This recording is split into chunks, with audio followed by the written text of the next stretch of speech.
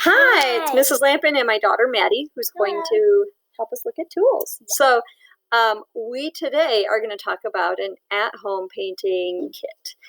It's the same kit we use here at school, but it would be nice if you at home wanted to participate. Maybe you have some of these things, or maybe you can pick them up at Michael's, or downtown there's a store called Service Reproduction. It tends to be a little bit cheaper, but they don't have the coupons that Michael's has. So. Okay, so these are watercolors. And Maddie, can you show the container that we keep them in? Keep them in an old tennis ball container. Yes, and it has a lid. So what you'd want to do is pick up a couple of paintbrushes, and you may have some of these at home. A couple different types. There's a round paintbrush, and this is one that came with a watercolor kit that we'll talk about in just a minute. And then we've got a couple of flat brushes too. These are good for line work and for filling in large spaces.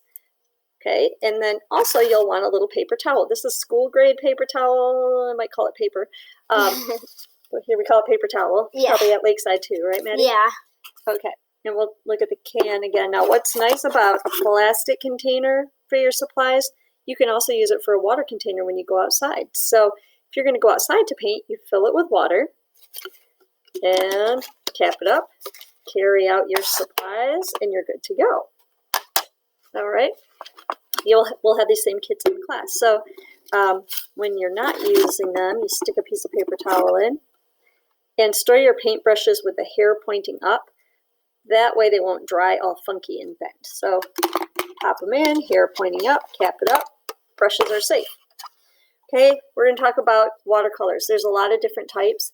These are the least expensive, and the Crayola brand seems to be the best as far as like color saturation and getting those nice vibrant colors. Yeah. We'll tell you a couple types that aren't so great. It also comes, sometimes they have little like markings, and you can mix colors together. Yes, you can. Oh, good point, Maddie. The lid is great for an area of mixing or making washes. So yes. when we dig into watercolor, we'll learn a little bit more, but the lid is great for that. I believe they call them semi-moist because it will get on your fingers a little bit if you rub those. So those are really great. I would not recommend the Rose Art brand.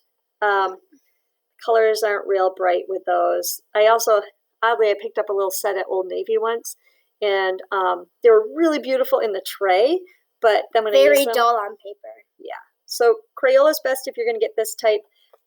There's also watercolors that come in little tubes. Those tend to be really expensive. Yeah.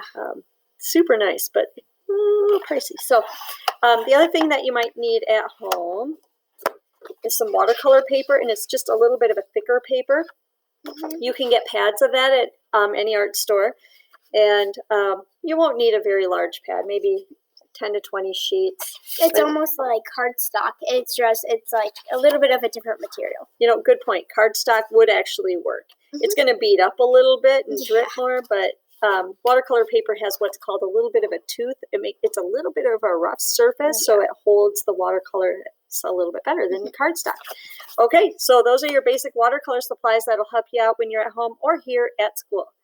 Thank you.